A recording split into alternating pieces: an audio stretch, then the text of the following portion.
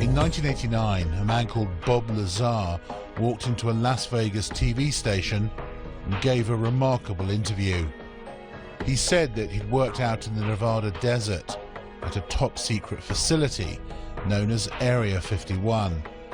He said he worked on a highly classified project, reverse engineering recovered alien spacecraft.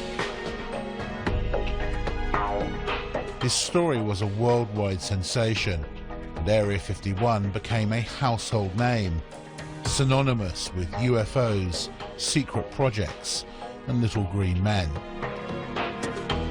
And yet, neither the US government nor its military have ever denied his claims, and they still don't officially confirm that Area 51 exists, despite satellite photos proving it does. Many dismiss Bob Lazar as a fantasist, and yet others see him as a whistleblower, exposing a government cover-up of UFOs and alien contact.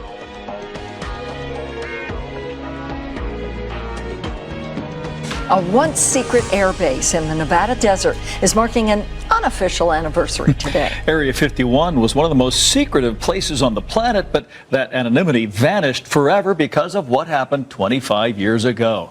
A controversial electronics whiz told a fantastic tale during a TV interview, and the story still reverberates today. The I-Team's George Knapp played a part in what became an international sensation. He's here with an update. Setting the stage, Dave, you might not know this, but 25 years ago, a young anchorwoman named Paula Francis and I were prepping for the 5 o'clock news when we learned that our scheduled live interview had canceled. We placed a call to aviator John Lear to ask if he could get a friend of his to fill the spot, a guy who reportedly worked out near Area 51 and had seen flying saucers out there. It sounded outrageous at the time, but that interview with Bob Lazar turned Area 51 upside down. We coaxed a reluctant Lazar into returning to Las Vegas to talk about it. I don't know. Sometimes I really do regret it, and I almost feel like apologizing to him, saying that, you know, I'm sorry I let things out. Can I have my job back?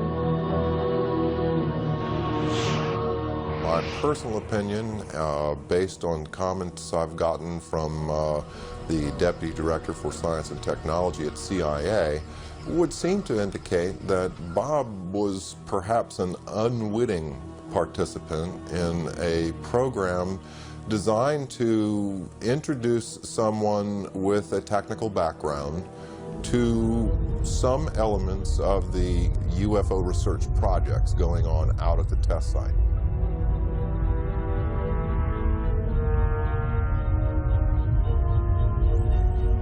I have no doubts that Lazar actually was in a place where top secret investigations were going on. I'm not sure about all the details that have emerged from his account, but he certainly gives me the impression that he was actually there. Do I believe Bob Lazar? My answer to that is yes. And heck, it's going on 8 years that I've known him. His story has never changed. He wasn't in it for the publicity. He surely wasn't in it for the money. He lost everything he had. I believe he's totally sincere. As far as I can tell, he's a bright guy who tells a great tale and who's told it often to people who have not checked on him, who accept the notion that, well, the government wiped his slate clean. Basically, I think he had an experience. I think he saw some things that shocked him, was subject to some conditions and experiences that were very unnerving to him and very profound.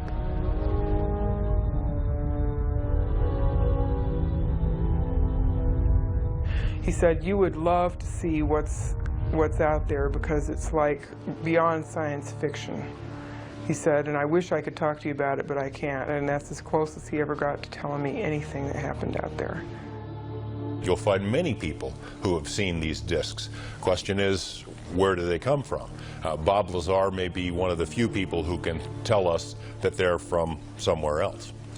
I've no doubt that there's a relatively small number of people within the intelligence, military intelligence and scientific and technical intelligence community who are aware of what's going on, and an even smaller group who are actually organizing top secret research into this phenomenon.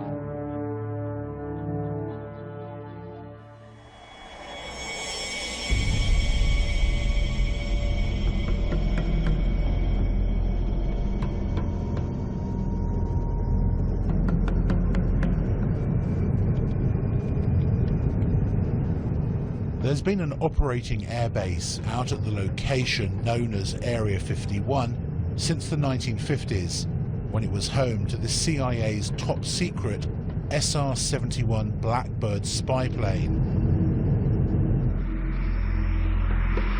Then in the 1970s, it became the test flight center for the F-117 stealth fighter and the B-2 stealth bomber.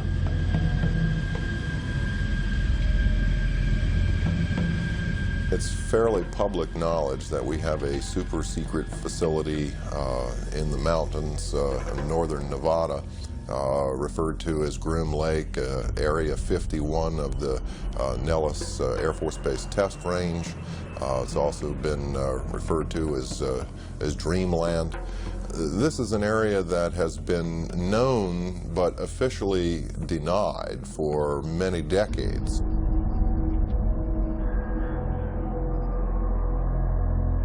All of our super secret aircraft have been developed and test flown out in this particular area. So it only makes sense that if you have something as sophisticated as a flying saucer and the related technology to that, that would certainly be one of the prime locations you'd want to go.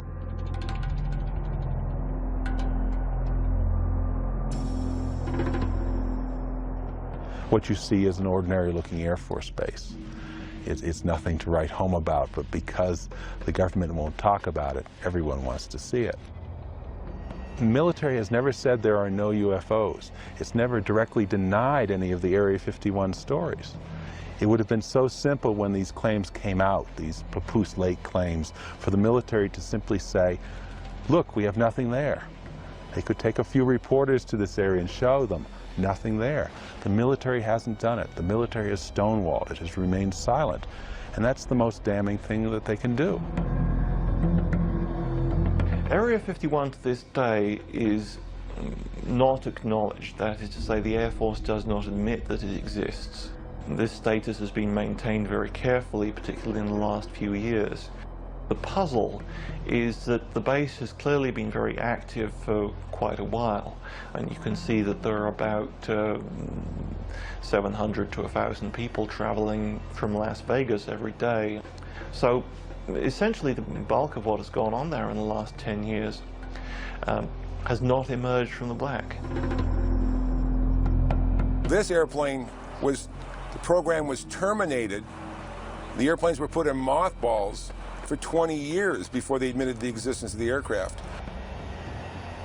There's programs that they're working on today that are 50 years ahead of anything that you and I can even conceive of, and that we may never, may never see the light of day. Would you say it's America's most top secret military base? As far as an operational test facility, it's probably the most secret test facility in the free world, yes. So there is no question that the facility is there, that the government has said very little in the past about it. Now, the real question, I suppose, is, are there any flying saucers out there?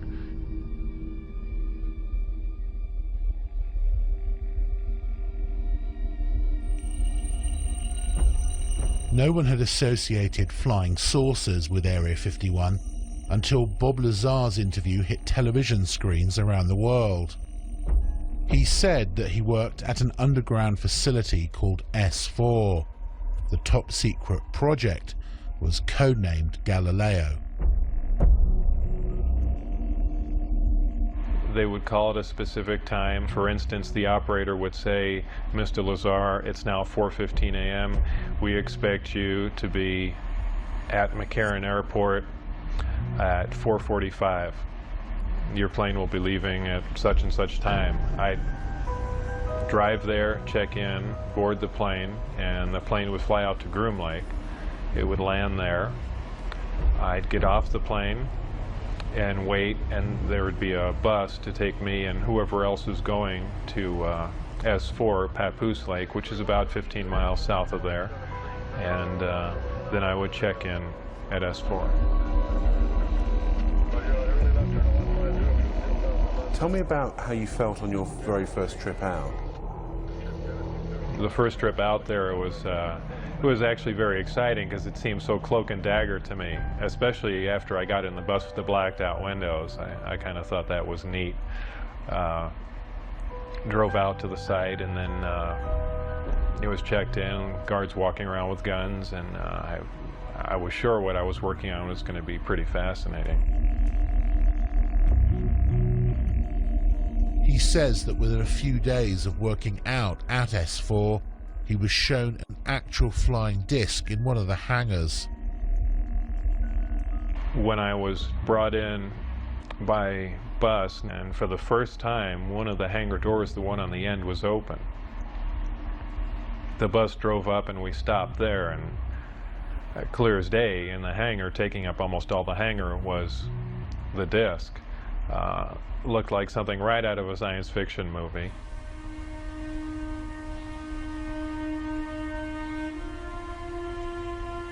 And as I walked in there, I thought, well, this is the new advanced aircraft we've been working on, and this is why people keep seeing flying saucers, because it's ours and we've just been testing it, probably for all these years. And what color and size was it? It was a dull stainless steel, pewter gray, very unimpressive color-wise. About 52.8 feet in diameter and about 16 feet high. So was it actually a recovered craft that you were working on, or was it one that scientists had built as a mock-up of a recovered craft? Well, whether it was recovered, given, or what, it was not built as a mock-up. It was an alien craft built on another world. There was absolutely no doubt about that. Lazar claims that he was one of only 22 people who had something called majestic clearance to work on the craft itself. The whole aim of the project was to take these craft, or the one in particular that I was working on, and try and duplicate its systems and subsystems with earthly materials. The work that I did basically entailed back engineering the power and propulsion system, and I opted to start with the power, the reactor that ran the craft.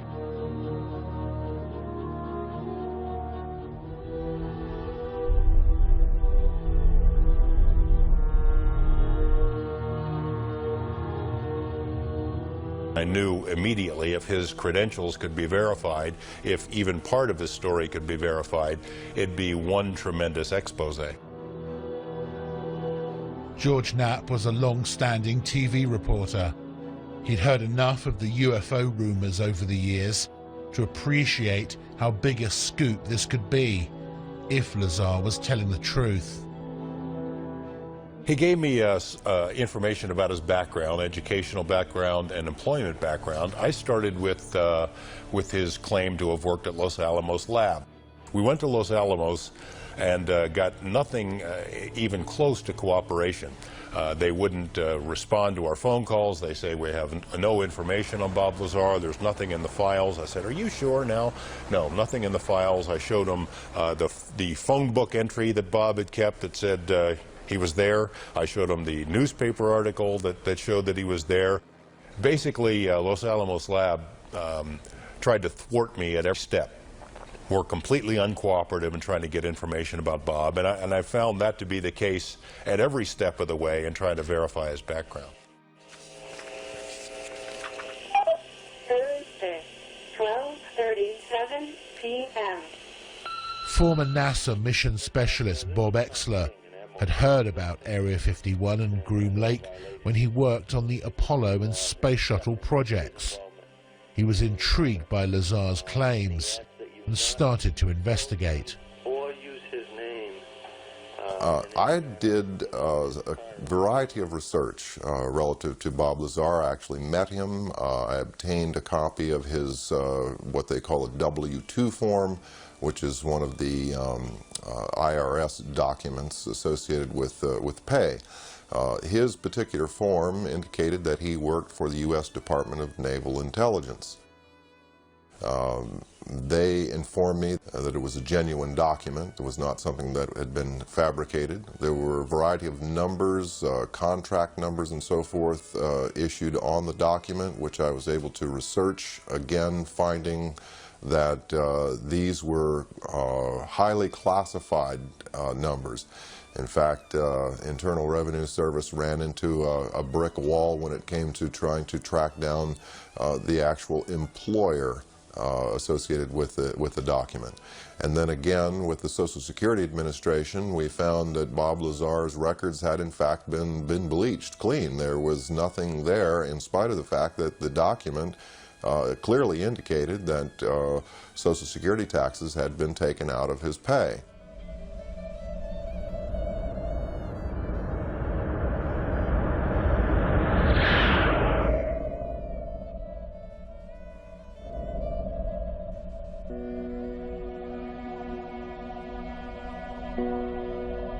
Not everyone who's researched Bob Lazar believes his claims.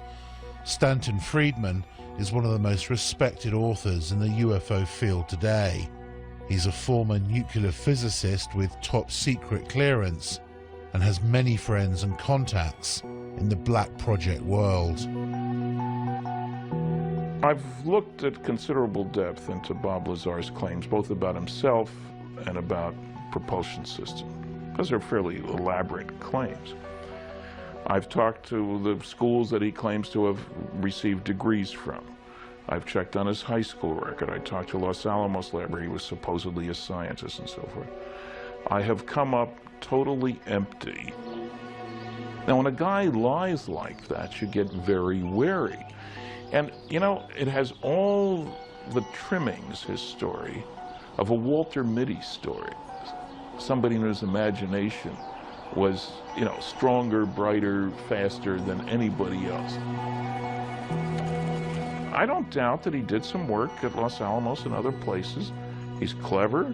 He drives a jet-powered car, fixes radiation detectors. So he may have performed some service, but I can find no reason to think that he worked out there on a flying saucer. I mean, I had to wonder whether this guy was making this stuff up, but then I see the phone book and I see the newspaper article, and I talked to people who worked with Bob at the lab and who said, in fact, that he did work on classified projects, yet no one can find any records of his background. The people that I worked with, colleagues, the people I went to school with, obviously knew I was there, and people at Los Alamos, I was friends with, and people that worked under me and alongside of me knew I was there and, you know, cooperate what was going on. But, you know, officially, it's very difficult to get information for the people in charge. To further prove his claims, Lazar agreed to take a polygraph test, which he passed. The thing that is interesting about polygraph is that if you're embellishing or if you don't completely believe what you're saying, it is very, very easy to detect.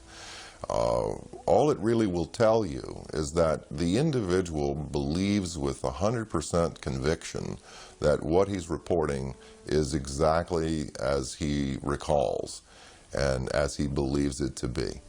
And that clearly was the case with Bob Lazar. Now, could his perception have been a bit askew? Yes, that's possible, but he clearly wasn't lying. I think Bob is even open to the possibility that perhaps he had been used in some sort of misinformation or disinformation campaign. I mean, look at him. He has a pirate flag floating on his house. He races jet cars. He likes fast women. He likes guns.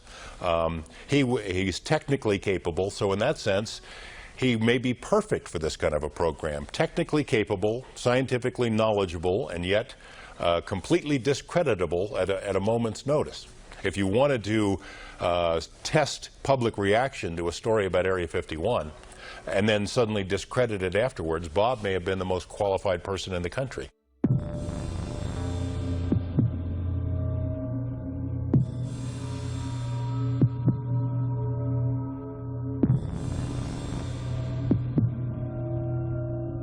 Lazar says that on one occasion he was escorted into the flying disc that he saw in the hangar to analyze its propulsion system.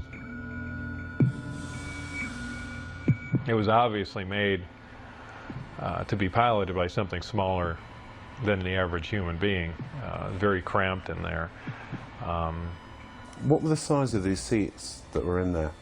The seats were very small. I'd say about 1/3 to 1/4 the size of a normal human seat. A lot of people say, boy, it must have been exciting to go in there, and I always say it wasn't. It was a very ominous feeling. I know it sounds silly, but it's so unearthly in there. You have spoken to someone who's actually seen a UFO under a tarpaulin at Area 51. I have.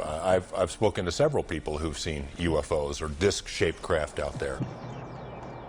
There was a woman who was a secretary for a major defense contractor at the Nevada test site who'd worked on nuclear programs, who told me that she had sat in on conversations between military and civilian contractors at which the Roswell case had been discussed, at which it had been discussed taking some Roswell material to Area 51.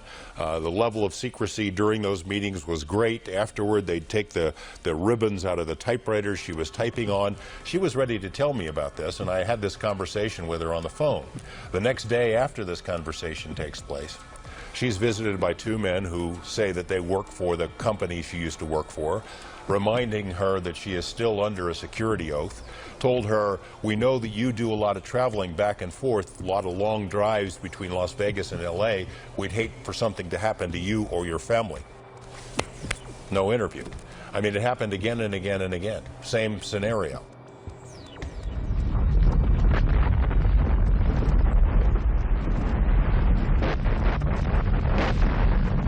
Lazar says that in addition to being shown inside the disc, he actually saw it take off from the lake bed. I was brought into the hangar for one of the short duration tests, and the craft was already outside on the lake bed, and that was pretty much of a marvelous sight. It's a huge thing. It's like seeing a house lift off the ground. You can't imagine the energy involved to do that.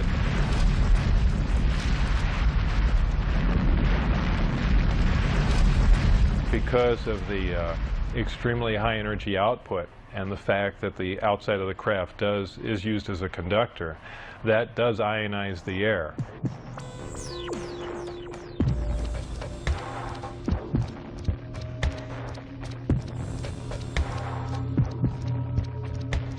And the crafts do, as a byproduct of this, glow at night, much like a fluorescent tube will light up. So, you know, bright, strange, jumping lights in the sky, that does explain that.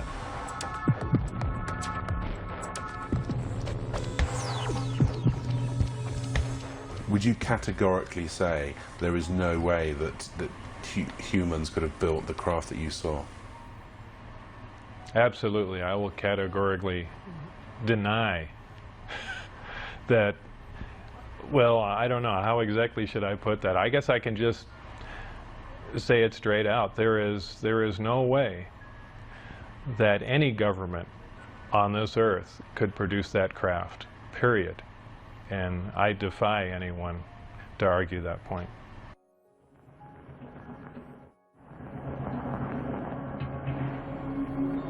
One of the big questions that's hung over this whole story is whether Lazar saw a man-made flying disc and not an alien spacecraft. A lot of these craft which are being developed in secrecy in the United States are tested at night, and one can imagine that seen through kind of half-closed eyes, something like an F-117 stealth fighter or a B-2 bomber, side-on or front-on, would look remarkably like, say, a flying saucer or a UFO.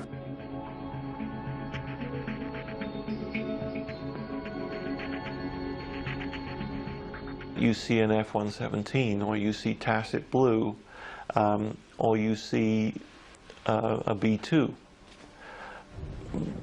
Particularly if you see it from some fairly unusual angle, you're going to have a very hard time relating that to conventional aircraft. Some of these things can look very strange indeed.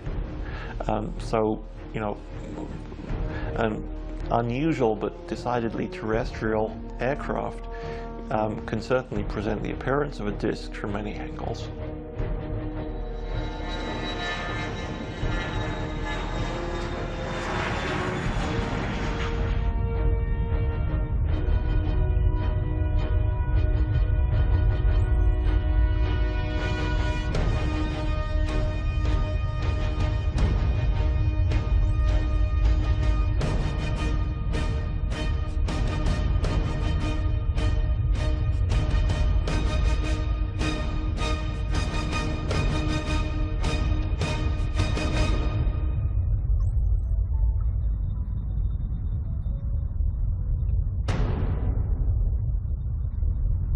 I think for anyone who's been out into the western United States and seen the kind of place it is and let their imaginations run riot a bit, it is possible to imagine in these vast test areas technologies which are highly exotic, highly revolutionary, and would change the way we feel about science today.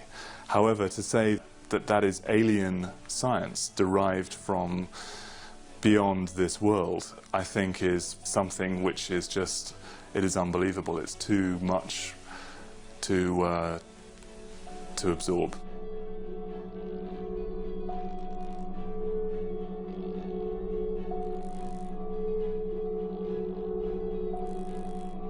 Do you think that some of the truth certainly lies out there in the middle of the Nevada desert at Groom Lake? I would expect that some of the truth may very well lie out in the desert near Groom Lake. It's the right place for some of it to be. It's isolated, it's under control, it's high security. I don't think we've yet scratched the surface on what's happening out there with regard to flying saucers.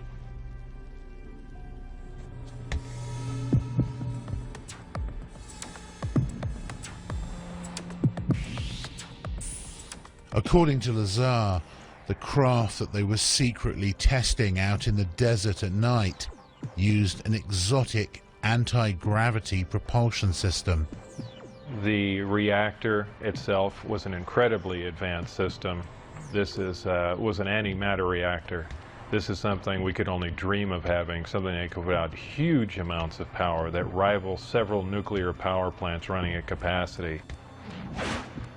What happens is a great gravity distortion is created and you're essentially bending space toward the craft.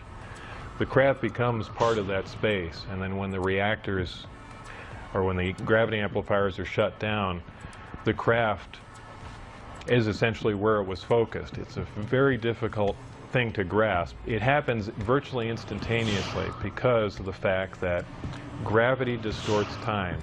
And if you're bending space and time along with it, when you wind back up in that place, you're there between the ticks of a clock.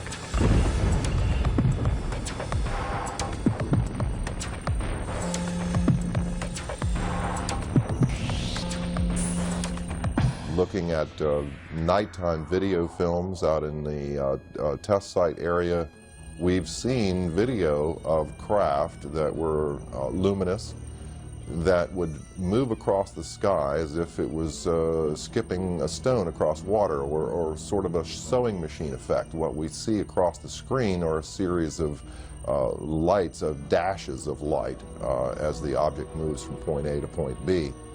Therefore, we are seeing what you might call a shadow effect of the propulsion mechanism at work.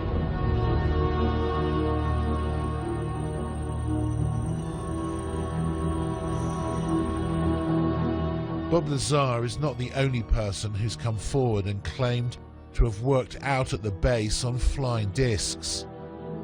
Former US Marines test pilot Bill Uhouse worked out at Groom Lake and other top-secret locations for more than 40 years, working for the Pentagon and civilian contractors on a variety of highly classified projects, including, he says, a flying disc recovered from a crash in Kingman, Arizona in May 1953. He said that he'd been cleared to do this interview and to discuss certain information, but asked us not to show his face. What were you actually working on out there?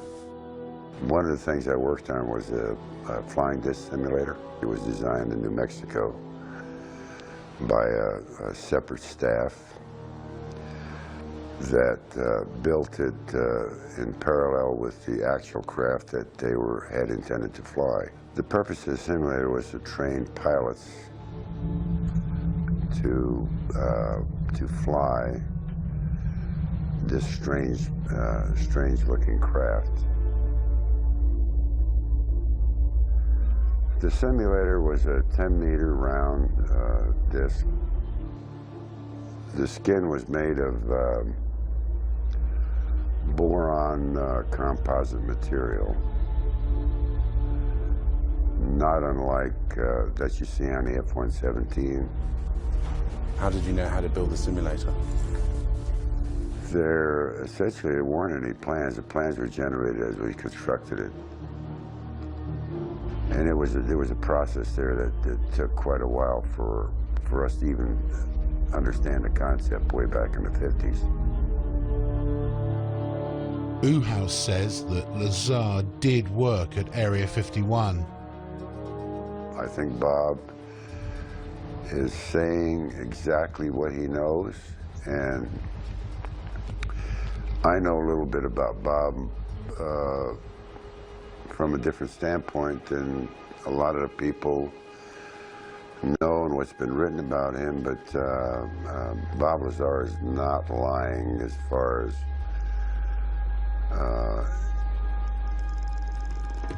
his place and position and the activity he was involved with at the time, although some of it, you know, he couldn't recall, but there's a lot of reasons why Bob was hired, number one. You know, here's the thing. Take a guy like Bob, send him out there, you know, somebody said, you know, aliens, blah, blah, blah, blah, blah. You know, all of a sudden you're thinking about 9 alien crafts.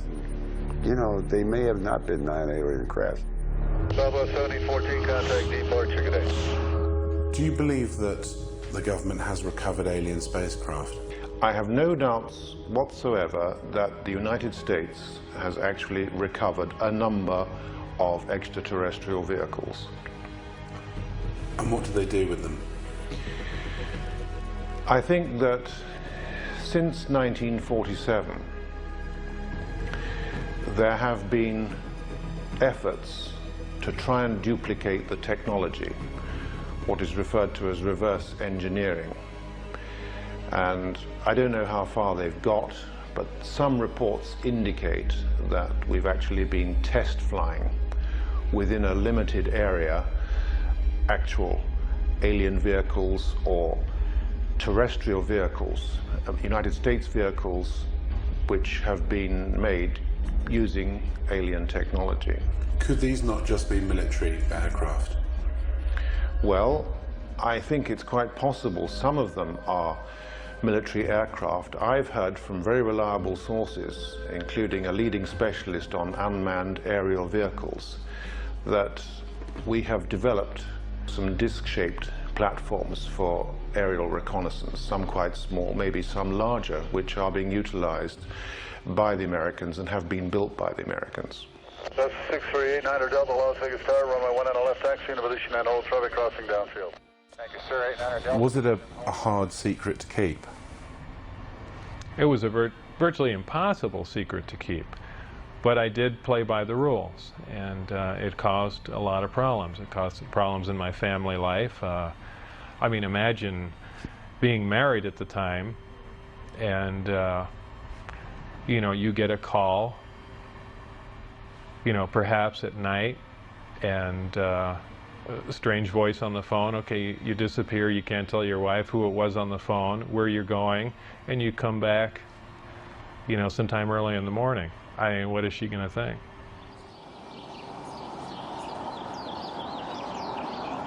Unaware of where he was going every day and being absent from home for long periods, Bob's relationship with his wife had deteriorated badly. This was seen as a potential security risk out at the base. My wife was having an affair with someone else, so they viewed that as a potential emotional instability, and they no longer wanted me coming out until things were cleared up, either for it, you know, it to break up or heal or whatever. But they, that's what put the brakes on everything there. And did they then stop calling you? Did you get very frustrated about that? Yeah, then I began to wonder, boy, now they've given me all this information and everything's come to a dead stop. What's going on? And that's when I began to be concerned, and then that's when I said, you know, now it's becoming important that some other people know what was going on. As the silence turned from days to weeks, he finally decided to tell his wife and closest friends just what he'd been doing. Were you aware of the security implications? I was quite aware of what could happen, but I was also aware that these guys would go to any extent to keep their secret, and certainly not have someone that was on the inside running around. And I didn't think it was beyond them at all to make me disappear. Whether I mean, who knows? I know it sounds more like a movie, but I didn't think it was beyond their capability to kill me, just to stop the word from getting out.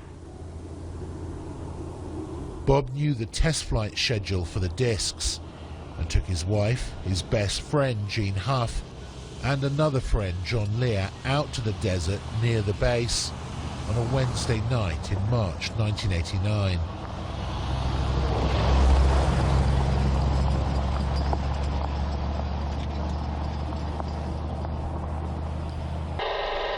Huh, it started coming in too.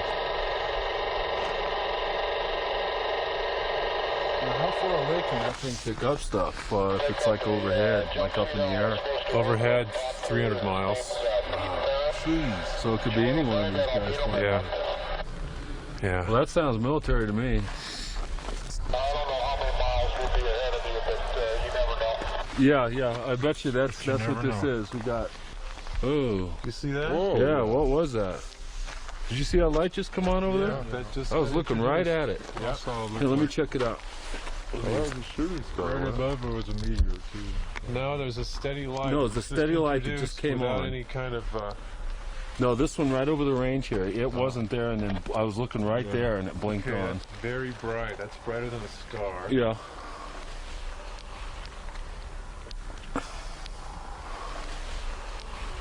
Huh? Doesn't look like landing lights. We got the light clear now, sir. We figured out what the problem is, and whatever that heading is, we're ready for it. Huh. Interesting. Okay, just change course. White light? Yeah. Yeah, he's coming at us. What did you see when you were out there? Shortly after the flight time that I had recorded, white light came up. Well, not a white light, it was actually more of an amber light. Came up off the ground and hovered, and then began doing radical step maneuvers and darting from one side of the sky to the other, doing some impossible flight characteristics. Do you think what you saw over the desert that night was an alien spacecraft? Could I identify it as an ET craft without Bob's help? No, it would have been like I said, an elliptically shaped saucer doing, just doing moves that we're not capable of, but I could not say that, no, this wasn't some advanced Earth technology. I got the launch clear now, sir. We figured out what the problem is, and whatever that heading is, we're ready for it. That would be a UFO. It's not blinking, it's not conforming to any sort of FAA lighting regulations, and there you're looking at it.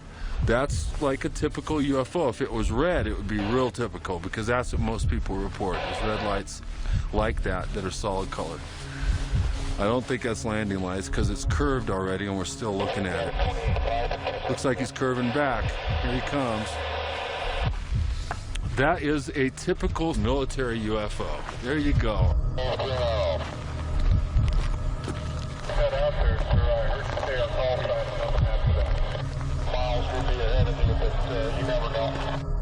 This small group went back to see 2 more Wednesday night flight tests, but on the 3rd trip, they were spotted, caught, and arrested. Bob was taken to Indian Springs Air Force Base and interrogated. That interrogation was about as intense as you can possibly get, right stopping short of shooting me in the head. What were they saying to you? Everything up to and including that, you know, we can absolutely kill you right now and there'd be no one looking for you at all. And I mean, everything. They threatened my wife. They threatened to kill my wife. They said they'd stop at nothing. They said they thought they made that very clear. They couldn't believe that I had taken anyone out there to show them that, much less left with information like the flight test data, and wanted to know what else I had said, who else I had told specifically. They were crazy. They really were. They were completely out of control.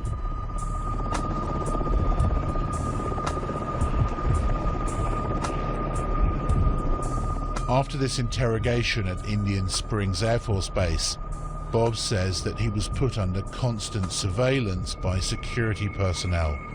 His phones were tapped, his movements were monitored, and he often found his car followed by military helicopters. Worried about what might happen to him and angry about how he was being treated, he decided to hit back and approached a local TV station about an interview. I thought if I did an interview in silhouette, it would be kind of pushing back a bit. Or say, you guys stop, and not saying too much, but just saying enough just to let them know that I'm pushing back a bit and then lay off, or, you know, it's going to get worse. It was really the only thing I could do. Did you get any calls from the military or from former workers to say, what the hell are you doing? Right after the interview aired, Dennis Mariani, who was my supervisor, called, and all he said was, do you have any idea what we're going to do to you now? And that was the end of the phone call. That was the last, well, really second to last communication I had with him. And, you know, then I decided, well, you know, that's it. And really just said everything that I had seen and done, and just wanted to divorce the entire situation. Even now, more than 20 years later, the jury is still out on Bob Lazar and his claims about his work out at Groom Lake. It's a fascinating story which he's stuck to for more than 2 decades. And although many dismiss it as pure fantasy, the fact is that some of his credentials did check out. In addition, his former employers and even the tax authorities were caught covering up and refusing to release information on him. Why would they do that unless there was something to hide? One thing is for certain, if he is telling the truth, then we're all in for some shocking revelations in the decades to come. Is the government ever going to say, you know, we've been lying to you for 40 or 50 years? Not a chance. I believe they'd stage an event that is much more like what they do. They'll take a big cargo plane or C-130 or something, take one of the old discs that they've you know, analyzed time and time again, and finished with go up to a high altitude and push it out the back and then go fly away and say, oh look, the first disc has crashed, you know, here's a flying saucer. I mean, I can almost guarantee that's the route they'd take. About 54 seconds. There's nothing on their radars on the other. Certainly there are a lot of questions about Bob's background that have not been satisfactorily answered. But there's too much that Bob knows, I think, that couldn't be explained any other way. He knows about the layout of the base. He knew about people who were involved in security checks. He knew when and where the test flights were going to take place because he took people out there 3 weeks in a row and they videotaped the tests. How did he know this stuff if he, in fact, did not have some kind of inside knowledge? Do you think he'd make a good conduit of information? I mean, essentially a patsy. Yes, I do. I think it's quite likely that Lazar was set up, perhaps to knowing that he would give out this information. It's likely to be a very long time before we discover what is actually being done out at Groom Lake now. They seem to wait anything from 15 to 20 years or more after something has been retired before they acknowledge its existence. This airplane was built, designed almost 40 years ago. 40 years before that, the hottest thing flying was a Seversky P-35. 40 years before that, it was a balloon. So the technology has not stood still. So there's a very good possibility that we are looking at man-made transportation for the 21st century.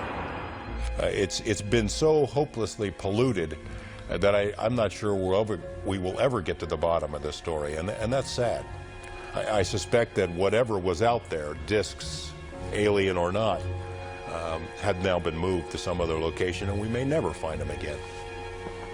There might have been reason 40 years ago to believe that people couldn't handle the idea of alien visitation.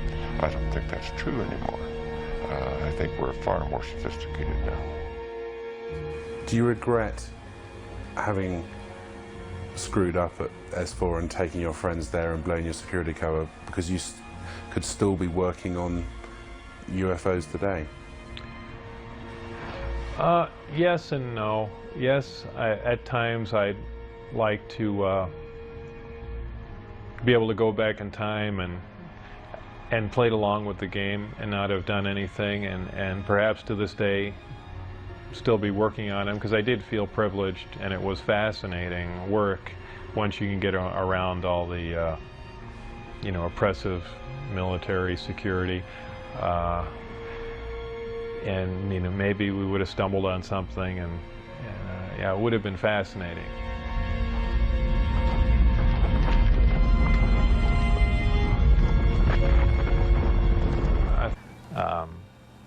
The craft lifted off the ground, virtually noiseless, other than a small corona discharge on the bottom of the craft, indicating the presence of high voltage. That dissipated at about 30 feet, and it stood there completely silently, and moved over to the left, to the right, and sat back down. That was the entire test. However, that was an extremely impressive test. Maybe to someone that really knows little about science or anything, that wouldn't be a whole lot, but you have to realize this craft was about 52 feet in diameter. I don't know exactly how much it weighed, but it weighed a lot. And this was quite a scientific feat, to lift something completely silently, under control, and you know, perform a maneuver like that. The craft itself was, I assume it was metal. It was cold to the touch, that's why I say it was metal, but it was a brushed aluminum, actually just an unfinished stainless steel, not shiny finish to it. Had no seams. It was as if it was injection molded from one giant die. I was completely amazed. I can't really reflect on how it made me feel, but that was exciting. How would you define gravity? Could you describe in layman's terms its basic principles for us? Gravity is something difficult to explain because it's something that we essentially don't understand. It's just something that we can observe. Not much is really known about gravity. There are many theories about it, but they are just mainly theories. There's theories of gravitons, which allege that these subatomic particles that act like an attractive force like gravity that exchange between two pieces of matter. There's also a theory that gravity is a form of wave, an electromagnetic wave. But basically, gravity is a force. It's the attraction, it's the inherent property of matter to have gravity, a mutual attraction for each other. And it's basically all that we really know. Modern science, current science right now, identifies one gravity. It's one force in nature.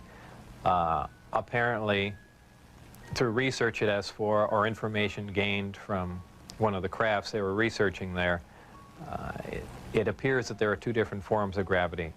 One form works on an atomic scale, on subatomic particles, holding pieces of matter, holding atoms themselves together. Another works on a larger scale, the scale we're most familiar with, holding planets in orbit, holding ourselves to the ground, things of that sort. Because it produces a gravitational field, I wouldn't say the craft is invisible during the day. However, if you're under the craft, because of the way the gravity is being used, gravity bends time and space, and it bends light. If you are looking underneath the craft or from certain vantage points, you will actually see what's above the craft. It's really a trick of the way light bends under the influence of gravity. For instance, we can see stars that are behind the sun, that are blocked from our view by the sun. The reason we can see them is because the sun is a tremendous gravitational field and it's bending the light around it where we can see the star. Space-time and gravity are all essentially interrelated. They all act on one another. Gravity bends space. Gravity also distorts time. When you vary one, you essentially vary the other two. If you, as an example, if you have a massive body, say a planet or something that's making a lot of gravity, producing a lot of gravitational waves, if you will, it distorts space. It bends space to it. It also slows down time. These things aren't theories. We know them to be true. We cannot artificially create this because we can't create gravity. But this is how they're all interrelated. His burden made him with traveling at the speed of light. There are several problems traveling at the speed of light. Just a couple of them are the fact that as your speed increases, so does your mass proportionally. In other words, the more energy you put in to go faster begins to slow you down by the fact that it's converted into mass. You have other problems like just traveling at such an extreme velocity, navigational problems, the fact that you might run into little tiny micrometeorites at speeds like this. They would undoubtedly destroy your craft. There's just a whole host of problems that you're going to run into just attempting to do something like that. Aside from the fact the amount of energy required to accelerate to the speed of light is horrendous. Could you briefly describe Project Looking Glass and Project Sidekick for us? Project Sidekick was another project going on with Galileo. Galileo was the project that I was involved in. Sidekick dealt with any of the weapon potential of the craft, whether or not the craft had a weapon in it or could it be used as a weapon, but it had something to do with some sort of particle beam configuration where the gravity generator can be used as a lens to focus a weapon of some sort, similar to the SDI device we were working on in the 80s, but with the potential of a focusing device using the gravity generator. And Project Looking Glass? Project Looking Glass dealt with the distortion, the fact that there's a time distortion, essentially looking back in time, and by that I do not mean looking back years ago to see the wagon train days. They're looking for distortions that are milliseconds in time, and what that was used for, I don't know, but that was just observing the time, the time distortion, time dilation phenomena of the craft in operation. What is Element 115? Is it found here on Earth, or is it strictly an extraterrestrial material?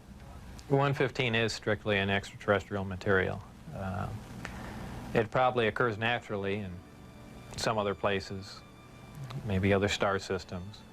You know, some people not familiar with science or chemistry say, well, that's ridiculous. All the elements occur on Earth, you know. But that's not true. And there are elements on the periodic chart that aren't found on Earth.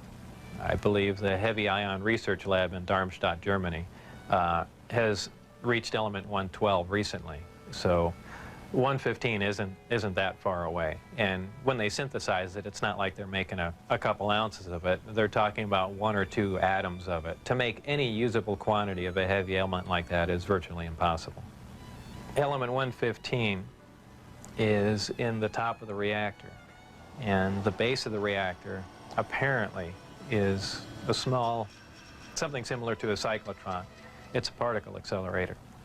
A particle is accelerated to high speed and then deflected up a small tube, and it's aimed at the 115. This transmutes the 115, similar to the way we do that in a normal particle accelerator. This causes a reaction, a radiation emission that we really haven't seen before. It produces antimatter. This antimatter is guided down a tuned tube and reacts with a gas.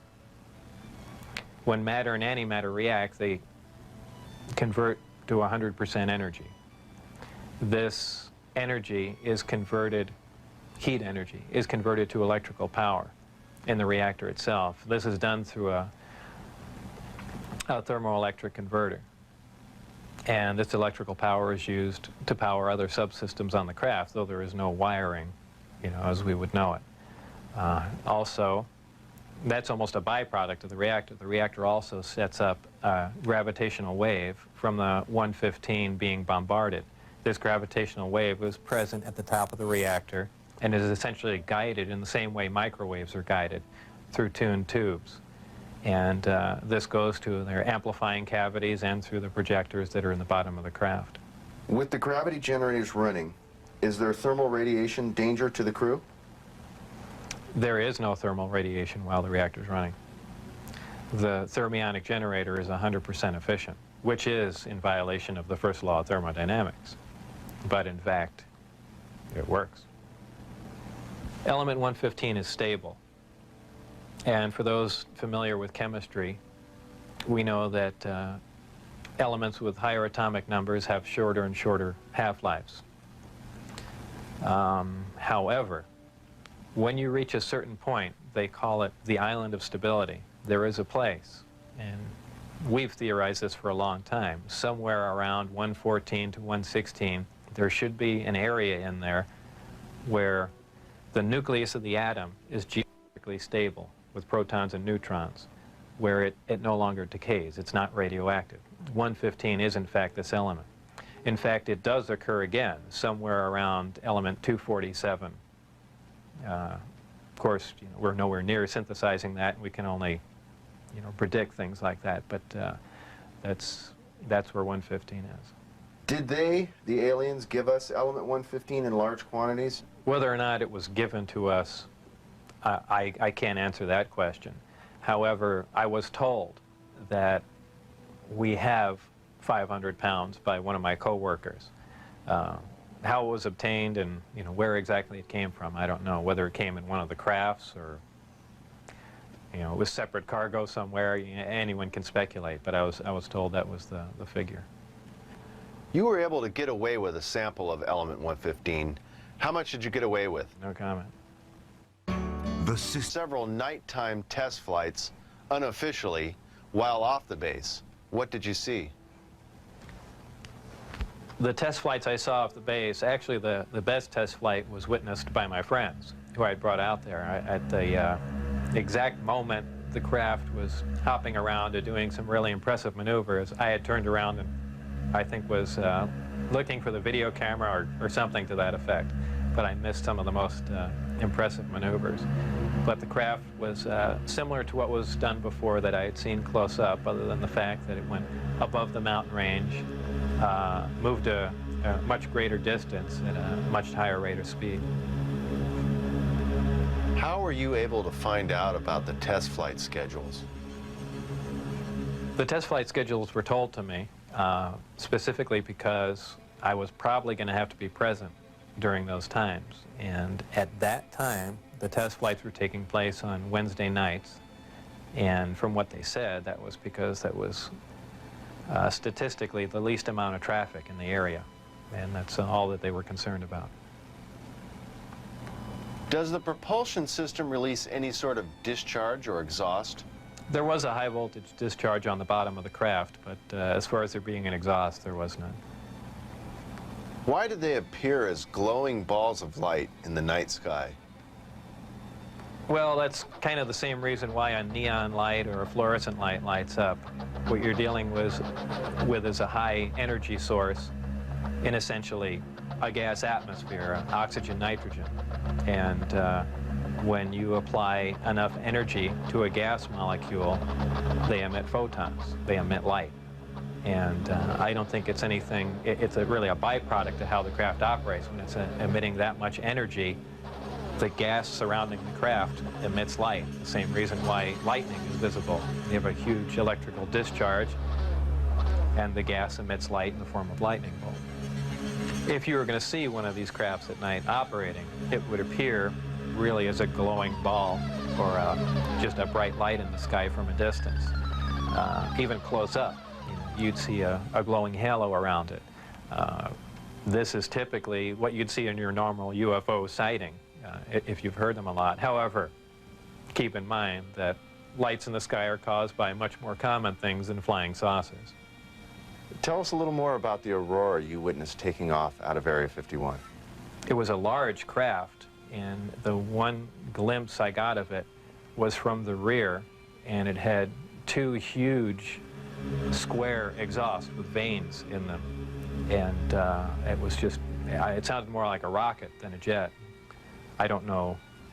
I even think he did mention that it was liquid methane powered, but there again, you know, working on the disk technology, I really could care less what was rolling around at Area 51, but it did catch my eye. As a result of going public, have there been any attempts made on your life? One day when I was getting on Interstate 15, driving down Charleston Boulevard, a car came up alongside of me, and I thought he was just trying to race me to get on the freeway. This was after I had left the project. It was a white, boxy-looking car. Exactly what make and model, I don't know. But I accelerated to get on the freeway to go fast, and there was a gunshot, and the back of the car was hit, and I skidded off into the median. And I stopped, and I was frightened, and I just stood there because I thought the guy was going to be alongside of me and just shoot me. I had nothing to do. I was essentially paralyzed with fear, and I waited there, and then nothing else happened. And do I know it was a government agent trying to kill me? No. Could it have been a drive-by shooting? Maybe. You know, so it wasn't, I mean, it was an attempt on my life, but by who specifically, I don't know. Though I was threatened before I had left, that they threatened my wife's life and my life, so I can only put two and two together and say that they were kind of pissed at me. In an earlier interview, you had mentioned that they had put a gun to your head. Tell us about that. That was after we were caught out when I had the test flight schedule, and I brought some friends out to show them the disc test. We got caught out there, and the following day I was debriefed down at Indian Springs Air Force Base. And I was in the room with the security guards that caught us, my supervisor and some other people, and some other security personnel. Yeah, they were essentially grilling me about security and, you know, how could I possibly bring people out there, and I guess I wasn't as responsive as they would like, and they got in my face, and one of them pulled the sidearm out, you know, just pushed it against me. Have you maintained any contacts with your colleagues out at S4? No, I never heard from anyone other than for a very brief time after I left. Dennis, who was my supervisor, did try and make contact with me at the meeting place was the Union Plaza Hotel, and I took a friend of mine, Gene Huff, down there, and another friend, a former colleague and scientist from Los Alamos, and we saw him, but I also did recognize some security personnel walking around there from S4, so whether or not it was a setup or what was going on or he was trying to talk to me, we never found out, and we left. It just was a real strange situation. I never heard from him since. As we enter the 21st century, how has your experience changed your beliefs? Well, if you want to word the question, how are my opinions changed? I would say considerably. Before I was at S4, I was more or less one of the guys that thought, you know, all these government conspiracy and UFO buffs and things like that were complete lunatics.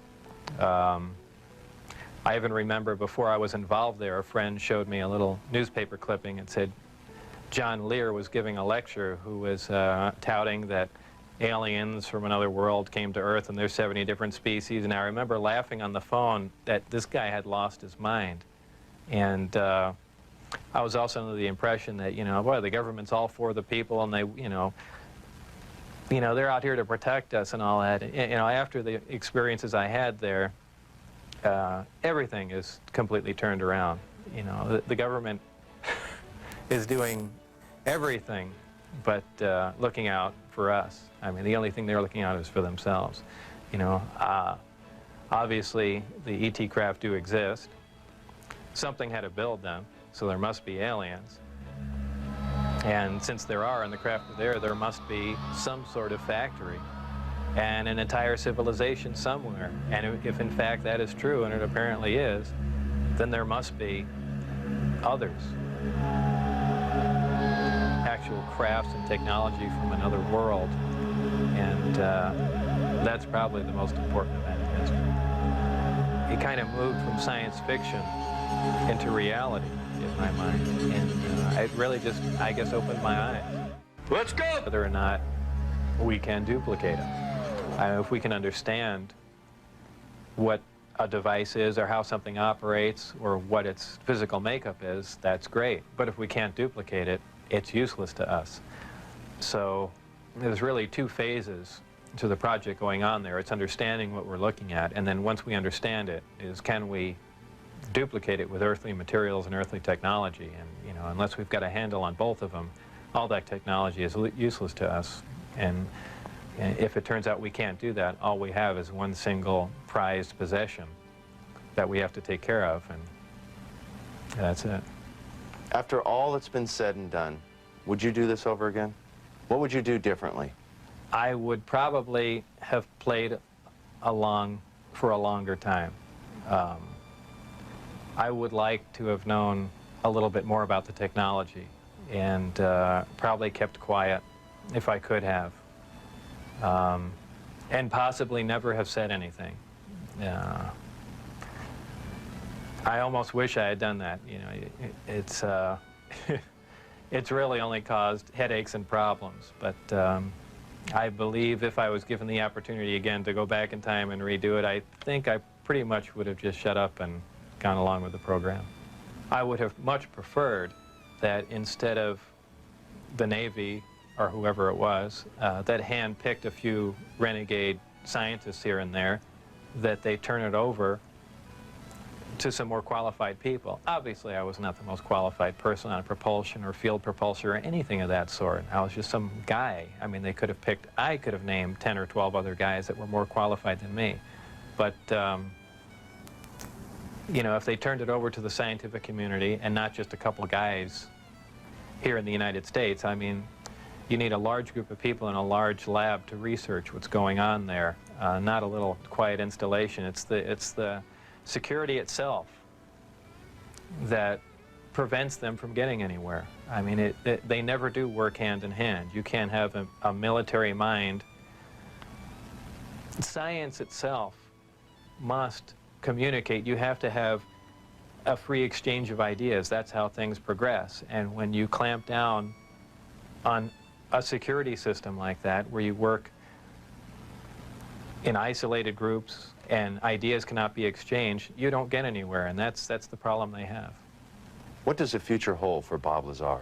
Well, I'm not really involved in any of that stuff anymore. That's kind of put behind me. I have my own businesses that I work at, some computer graphics, some consultation, other technical jobs, radiation detectors, and a few other things like that. So really, I just go about my life, and that's, you know, something that happened that was fantastic, and it's over, but it's kind of hard to shake it loose. But eventually I will, and that'll be that. I think all the surveillance and everything stopped. I don't think anyone's bothering to monitor me. I've said everything that I know. It's been all over the place, so it's kind of a done deal. As far as whether or not there are any craft out there, I believe, you know, they were out and gone in probably the late '89, early '90, and the only thing people see now out there are, you know, either flares or planes coming into land, but that's about it. Headline edition, July 8, 1947. The Army Air Forces has announced that a flying disc has been found and is now in the possession of the Army. Army officers say the missile, found sometime last week, has been inspected at Roswell, New Mexico, and sent to Wright Field, Ohio, for further inspection.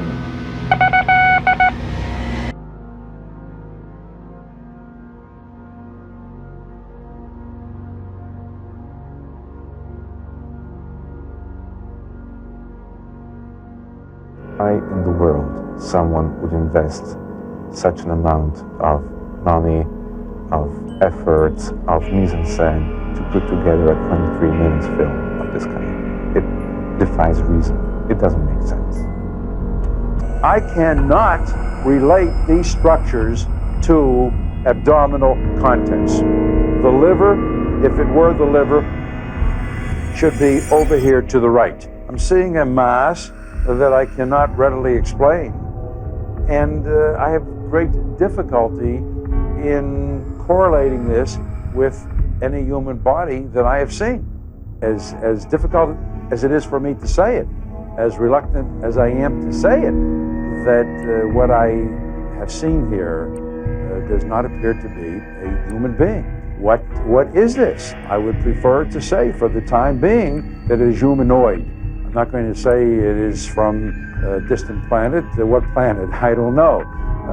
But I cannot say that it is a member of the human race as you and I know the human race. I have never performed an autopsy on any body that even closely resembles the being that we see on this film. There are 6 fingers on each hand, and there are also 6 toes on each foot. Are either pathologists or they're surgeons who have done a fair number of autopsies. This supposedly was filmed in 1947, and while things haven't changed, we see some things that would have been expected at that time, such as the use of a handsaw in removing the skull cap. I should also like to point out that this kind of a rectangular-shaped, somewhat sunken tray was the kind that I recall being around many, many years ago. We don't see these things around very much today, if at all.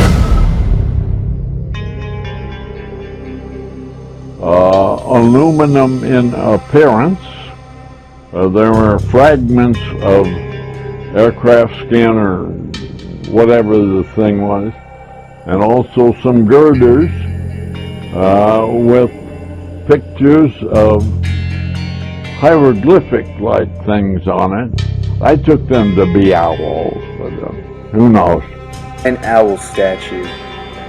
While said to merely personify wisdom, the symbol of the owl has often been described as a prominent symbol of the aforementioned Illuminati. What does it mean? Sorry, I'm all touching you. It means a lot of different things, but I mean, it's what's important to me. I don't think it's not really for other people to really know about. It's not really for other people to really know about. Ye fools and priests! I spit upon your fire!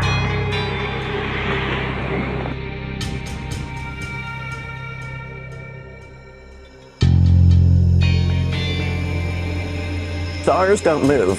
Planets or anything that's like a planet does. So this is color-coded. This is what they saw on different nights. They're looking for one thing moving. They color-coded it to show that all these stars are staying still. This thing is moving. Our solar system is still terra incognita. It's full of surprises. This object is something that astronomers said shouldn't even be there. There's a whole other solar system beyond the planets that we know that are full of these things that are sort of planets, sort of comets. Some of them they call dwarf planets. That's what they're calling this one. What we're seeing is, we're seeing our neighborhood. We're seeing what's around us. And then the second part, we're seeing where we came from. We're seeing where we came from. This doesn't add up. Yeah. We need to ask some other folks to take a look at this for us and tell us if we're crazy. An ancient core of a gas giant that was ejected out to the farthest reaches of the solar system thousands and thousands and thousands of years ago. What does this tell us about our solar system? Well, one thing it tells us is that we don't really understand it as well as we thought we did. 30 seconds forward. We copy you down, Eagle.